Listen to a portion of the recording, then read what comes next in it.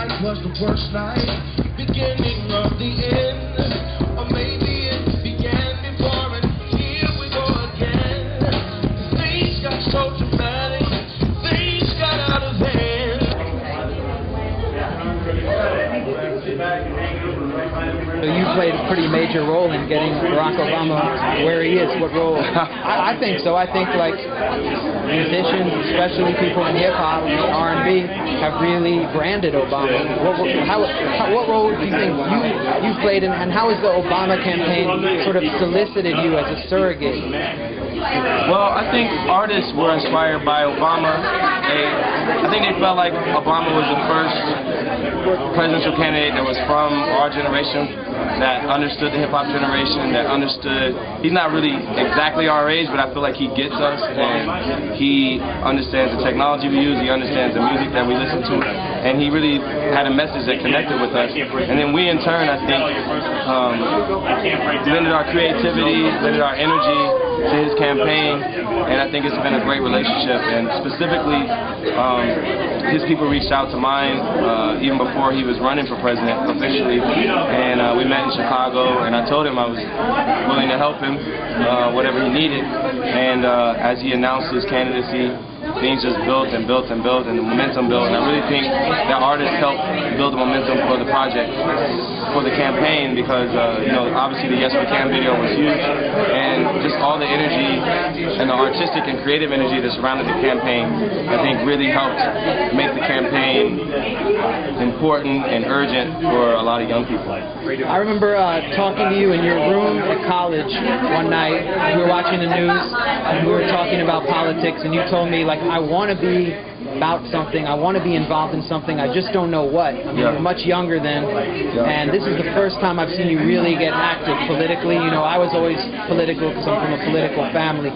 What, you know, galvanized your activism, and what are you going to do with this? Because you're now seen as a political figure. I mean, you're not only involved with Barack Obama, you're involved with Jeffrey Sachs. So what are you going to do, assuming that Barack Obama gets elected, or if he doesn't get elected, what are you going to do next year? No matter who gets elected, I'm not going to stop caring about politics and global issues. I'm not going to stop fighting for things that I believe in. I really got inspired to start fighting poverty a few years ago, after Katrina particularly, and after reading The End of Poverty by Jeffrey Sachs. I really wanted to get involved and start working. I've always been politically minded, I've always been politically inclined, but that was really what spurred me to start being active. And then all the energy I had surrounding that and the passion I had surrounding that, I started to see what Barack was doing and the energy that he had around his campaign and all that.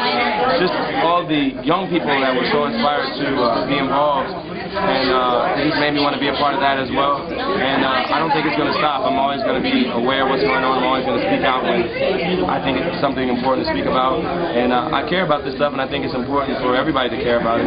So I'm going to talk about it. Has there been any fallout from your activism among your fans? People criticize you for being too political?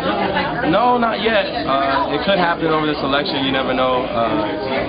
This election is going to be close, and that means about half the country is going to be against, you know, the candidate that I am for. And so maybe there will be some kind of fallout from that, but so far there hasn't been. And I think the kind of people that buy my albums are typically people that are, you know, more soulful, probably a little more liberal anyway. And so cool people, only beautiful people buy your albums. Cool people, beautiful people. And I think we probably are a little more politically aligned. So I haven't had any backlash yet. Let me ask you, because we always, you know, talk political strategy, and we were talking before the Iowa caucus at Rick's birthday party, and you were telling me, and you were right, you said, if Obama wins here, black people are going to fall in behind him and just overwhelmingly support him in South Carolina because they're going to see him as viable because white people are voting for him. Now, Obama, at least the perception is that he can't win over blue-collar whites. A lot of the people who supported Hillary.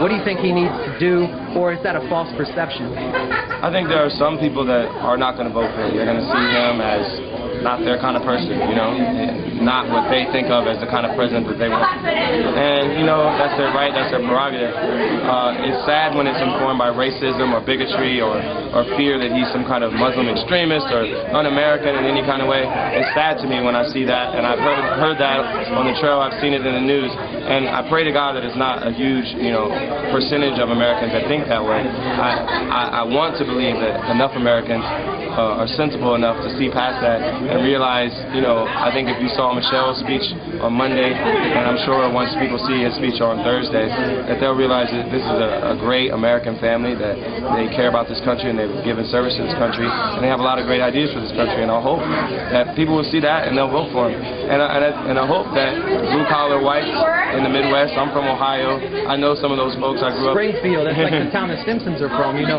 so now we know that in the Simpsons it's actually in Ohio. I don't know that, but I know that Springfield is kind of a swing city and a swing state, and I'm aware of all the different attitudes that go into that and the different...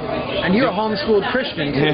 I'm a homeschooled Christian, evangelical at that. Right. So I've seen a lot of the people in Ohio, and I know that there's some that just won't get behind Barack. It just won't happen. But I think there's enough people that can be convinced if they see enough of him and they learn enough about him that they'll vote for him. And I really believe he's going to win. And the most important question I think that's on everyone's mind is, you know, how do I rate as among all the drummers you've played with? Max Blumenthal is the best drummer I ever played with.